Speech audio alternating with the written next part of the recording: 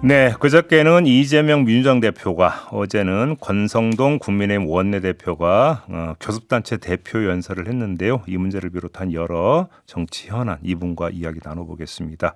국민의힘의 정성국 의원 스튜디오로 모셨습니다. 어서 오세요. 예, 안녕하세요. 부산 진구갑 정성국 의원입니다. 네, 어제 그 연설 이야기부터 좀 여쭤봐야 될 것 같은데, 권성동 원내대표 연설을 보니까 상당 부분을 민주당과 이재명 대표에 대한 공격에 이제 할애를 했더라고요. 인정합니다.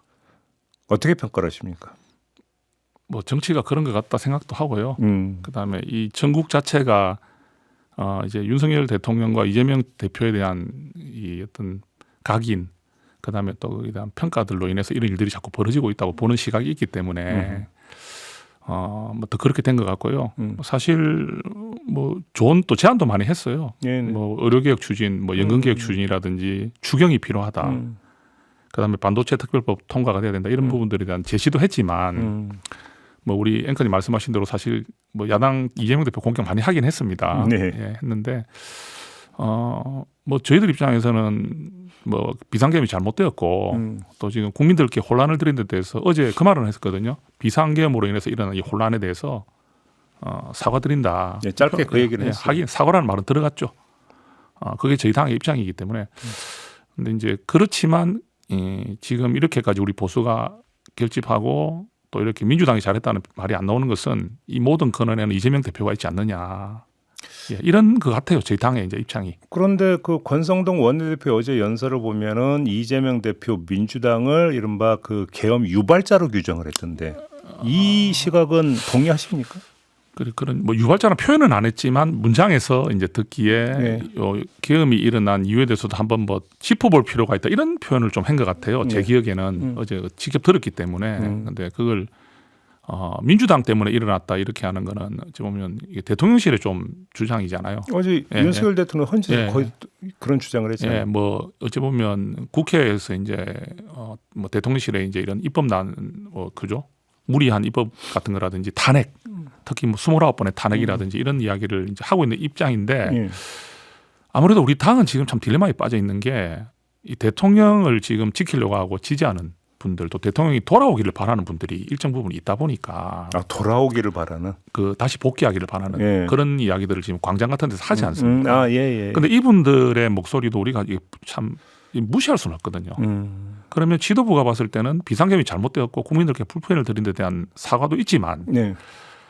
이게 마냥 뭐 대통령의 잘못된 판단이라고 하기에는 민주당의 실책도 크지 않느냐는 이야기를 이제 이렇게 대변해 주는 역할을 안 할 수가 없는. 그래서 근데 이걸 또 이야기하면 저희 당 그러잖아요. 이런 표현들이 우리 중도의 마음을 멀어지게 할 수 있다. 이것 때문에 늘 저희들이 지금 지도부가 이제 고민하는 것 같아요. 그러면 질문을 이렇게 한번 돌려볼게요. 예. 지금은 상황이 그러니까 유동적이니까 그렇게, 그러니까 뭐 이것도 건드리고 저것도 건드리는 이런 화법을 쓴다, 이런 말씀이신 것 그런 같은데, 것 같아요. 예.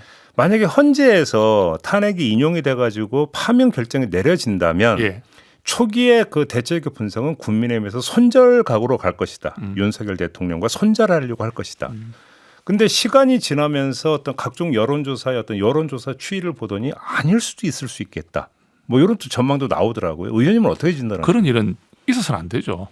손절을 안 하는 일은 있어서는 안 된다. 그러니까 이제 헌재에 대한 판단이 나오고 나면 네. 그거는 이제 승복을 해야 된다는 뜻이고요. 네. 당연히 그는 뭐 저희들도 그는 명백하게 그런 생각 갖고 있습니다.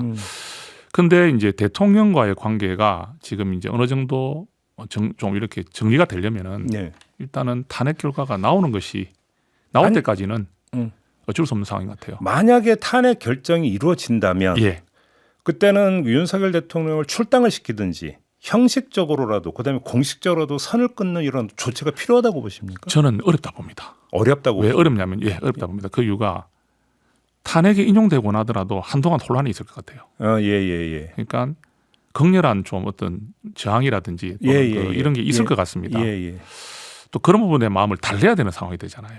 그분들까지 끌고 가야 조기 대선에 이루어진다면 그러면 거기서 대통령을 출당시킨다거나 대통령이 이제에 대해서 손절을 명확하게 바로 그냥 하루아침 사이에 이렇게 탁 돌려버리는, 고개를 돌려버리는 모습을 바로 보임으로 인해서 오는 그 부담감이 크기 때문에. 그럼 대선을 어떻게 치러요, 그러면? 그러니까 저희들이 지금 이게 참 어려운 상황입니다. 이거 우리 좀 누가 좀 답을 줬으면 좋겠어요.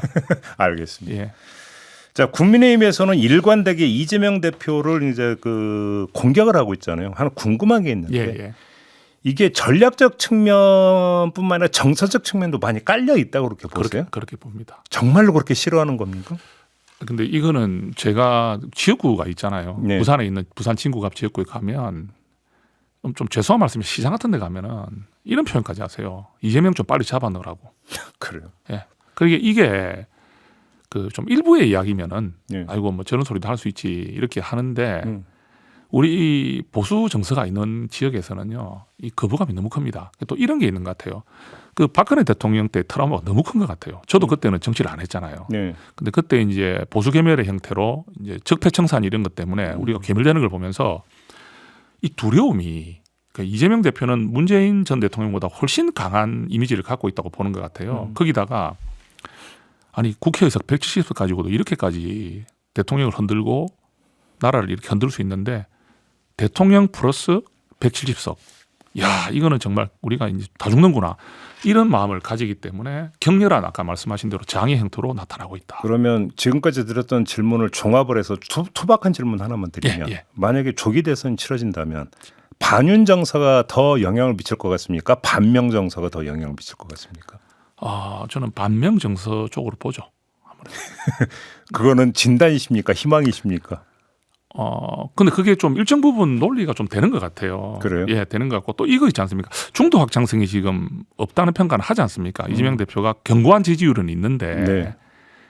지금 일관되게 여론조사 때 나오는 거 보면 좀 일관된 숫자가 나오는 게 이게 더 이상 확장이 안 되는 거 아니냐는 우려가 있기 때문에 민주당도 거기에 대해서 걱정을 하고 있다고 알고 있습니다. 자, 그러면 탄핵이 만약에 인용이 돼서 파면 결정이 내려지는데도 당분간 반발이 이런 것들이 계속될 것이다라고 지금 그러니까 일정 시간 전망을 동안은 하셨는데 예.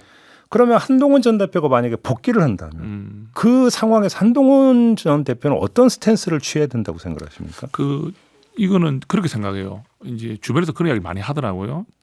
어느 시점에 등장할 때 한동훈 대표가 굉장히 곤란할 수도 있다는 이야기도 하고 또 이걸 뚫어낼 수 있겠느냐 이야기도 하는데 그 지금 이런 이야기는 분명히 있습니다. 한동훈 대표가 더 이상 길게 늦출 수 없는 부분 중에 하나가 지금 광장 정치라고 하고 있는 우리 강성 보수 지지층들의 발언이 보수 전체를 대변하는 듯한 느낌의 목소리로 지금 나오고 있다는 우려가 있어요. 예. 있죠? 예. 그러니까 지금 우리가 분명히 그 목소리도 있지만 이걸 걱정하고 이거 아닌데 하는 목소리도 생각보다 많다는 겁니다. 근데 이 목소리가 분출되는 구심점이 없습니다. 예. 그러니까 저희가 한동훈 전 대표가 당대표로 있을 때는 우리가 그게 뭐 충돌도 있었지만 탄핵에 우리는 한동훈 전 대표는 탄핵에 찬성했지 않습니까? 네. 당론은 반대였고 이런 식으로 목소리가 양쪽에 있었다는 거죠. 예. 근데 지금은 한동훈 전 대표가 떠나고 나서는 일관되게 강성 목소리만 지금 대변되고 있어서 이게 정말 우리 국민들이 바라볼 때 보수가 이렇게 생각하나? 이것도 굉장히 위험한 상황이거든요. 왜? 이렇게 가서는 안 되는데. 근데 만약에 그렇게 가면 그 대선 경선에 임할 거 아닙니까? 한동훈 전 대표. 뭐 조기 대선이 있다고 하면 그럴 가능성도 있겠죠. 근데 그 보수층 안에서의 안티 한동훈을 너무 광범위하게 그러니까 만들어주는 결과로 귀결될 수 있는 거 아닙니까? 이렇게 생각하죠. 이걸 정확히 파악은 할 수 없지만 분명히 이번에 이 일을 통해서 한동훈 전 대표께서 탄핵을 찬성함으로 인해서 이 실망감을 드러낸 분이 계세요. 계시지만 저희가 바라볼 때는 그 계신 분들이 한동훈 대표에게 비난을 할 겁니다. 아마 나오게 되면. 근데 그런 일정 부분의 비난을 두려워하기보다는 피하려고 하기보다는 그분들에게 더 내가 설득력 있게 말을 하고 공감을 얻으려고 하고 또 중도 우리가 말하는 온건 보수층과 중도를 품어안고 나가는 그 스탠스를 취함으로 인해서 우리가 정권을 재창출하고 보수가 다시 살아나기 위해서는 한동훈이 대안이군 하는 이제 이미지를 심어주는 시간이 필요하지 않습니까? 그러니까 너무 늦게 나올 수는 없다는 거죠. 일정 부분은 공격을 받지만 또 한동훈이 대안이라는 이야기도 많기 때문에 그런데 그런 노선 자체가 그러면 보수층 일부는 잃더라도 중도층을 잡을 수 있다 혹시 이렇게 판단하시는 걸까요? 만약에 이제 중도층에서 봤을 때 이재명 대표의 사법 리스크가 이제 2심까지 만약에 뭐 실형이 나온다든지 이런 식으로 해서 불안전한 후보가 된다든지 뭐 이런 변수들이 많지 않습니까? 이런 일이 벌어졌을 때는 중도가 판단할 때 이재명 전 대표가 2심까지 나오면 대통령이 되고 나서도 3심을 하는 거야? 이게 일단 규정이 확실치 않지 않습니까? 이런 불안한 후보보다는 왜 우리가 너무 지금 탄핵이라든지 불안한 정국을 많이 겪었기 때문에 좀 안정감 있고 새 시대를 열 수 있는 후보가 누구냐. 그렇다면 중도의 어떤 생각이나 합리적 생각을 가진 한동훈 전 대표를 선택할 수도 있지 않느냐는 그런 예측을 한번 해볼 수 있는 거죠. 근데 의원님 최근에 혹시 한동훈 전 대표를 만나시거나 예. 뭐 통화를 하거나 뭐 종종 합니다. 하십니까? 예. 그러면 일단 지금 복귀 시점은 언제로 잡고 있는 겁니까? 확정은 안 됐고요. 예. 지금 뭐 여기 방송에 한 번씩 나오면 일관되게 드리고 있는 말씀이 대통령의 탄핵 변론기는 지나야 한다. 그러면 내일 발차지 않습니까? 내일로 일단 뭐 변론은 종결되지 않겠는 전망이 있는데 다음 주 한 번 정도 더 있을 수도 있다는 이야기는 있는 것 같습니다. 최종 변론이 있는 것 같습니다. 그러면 2월 하순이 이제 시작되지 않습니까? 네. 그런 기점이 일단은 가장 빠른 시점이 될 것 같고 변론길이 종결이 되면 예를 들어서 탄핵 결정은 내려지기 전이라도 그렇죠. 복귀할 수는 있다. 예. 탄핵 결정까지 기다리기에는 그러면 사실상 변론길이 종결되는 것까지는 기다린다는 의미는 어떤 의미인 겁니까? 지금 저도 지금 화요일 목요일이 되면 예. 언론사나 모든 국민들의 관심이 대통령 변론에 다 가 있습니다. 그런 점이 그게 뭐 예. 그런데 여기서 대통령이 네. 방어에 혼신을 다하고 있고 이런 상황에서 한동훈 대표가 나올 이유는 없죠. 그러면 그거에 대해서 이제 어떻게 생각하냐고 또 기자들 질문 갈 텐데 예. 그러면 그래서 윤석열 대통령 열심히 자기 방어 하고 있는데 최선을 뭔가 다하고 있는데 뒤통수 친다라는 느낌 이런 게 좀 부담스럽다. 그렇고 또 이제 좀 도리적으로 봤을 때 우리가 대통령께서 비상계엄을 잘못 판단해서 내리신 것이라는 이야기는 하고 있지만 예. 그렇다 하더라도 우리 모두에게 방어권이지 않습니까? 그죠? 그 시간을 존중해 주는 것이 그런 도리라고 보는 거죠. 그런 의미에서 저는 또 그렇게 보고 있습니다. 한동훈 전 대표 관련해서 하나만 더 이준석 의원이 예. 지금 예를 들어서 그 53세면 옛날에 손주 볼 나이다. 예. 그다음에 이제 김근식 위원장이 이제 카카오 택시 이용한 거 이제 이야기하지 않았습니까? 있습니다. 예. 뭐 그거에 대해서 그게 무슨 신선한 거냐? 예. 이런 식으로 이제 계속 공격을 하는데 어떻게 받아들이십니까? 요즘 이런 질문을 좀 많이 받고 있는데 뭐 제가 이준석 의원하고는 연이 없습니다. 그래서 뭐 평가를 할 위치는 아닙니다. 다만 네. 그 이제 자꾸 이제 물어보시니까 답은 드려야 될 것 같고 뭐 이거는 분명한 것 같아요.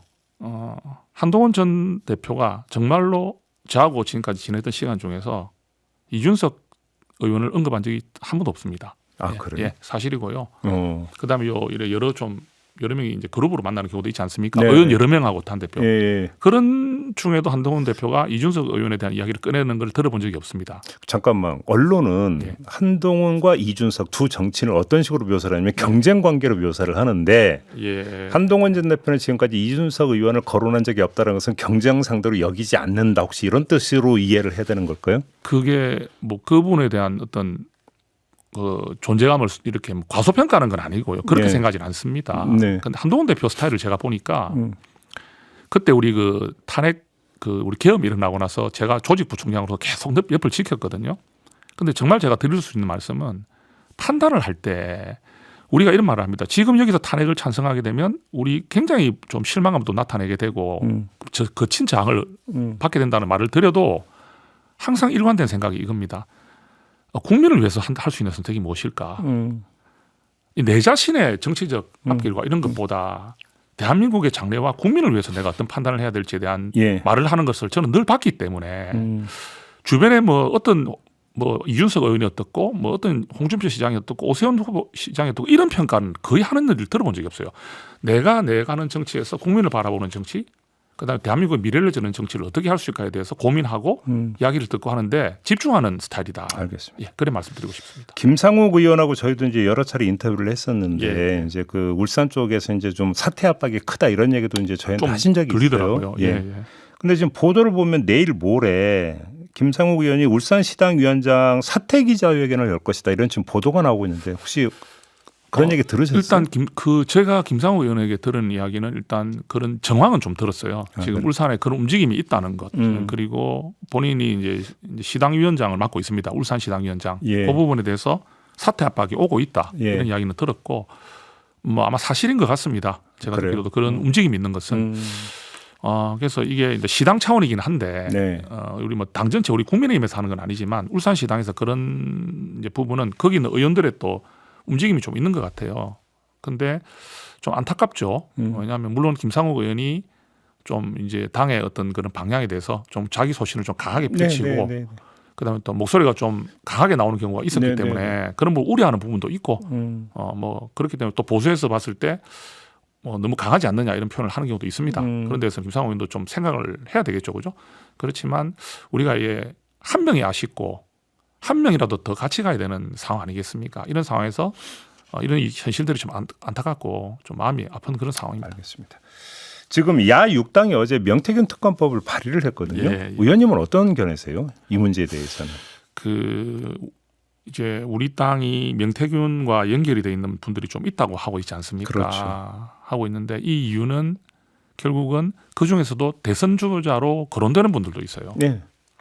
그러면 결국은 이분들에 대한 어떤 흠집을 내는 가장 좋은 방법 중에 하나. 근데 국민의힘에 나오는 후보들이 다 뭐 이재명 대표만 뭐 이렇게 뭐 사법에서 걸리는 게 아니고 당신들 후보들도 이런 문제점 많잖아.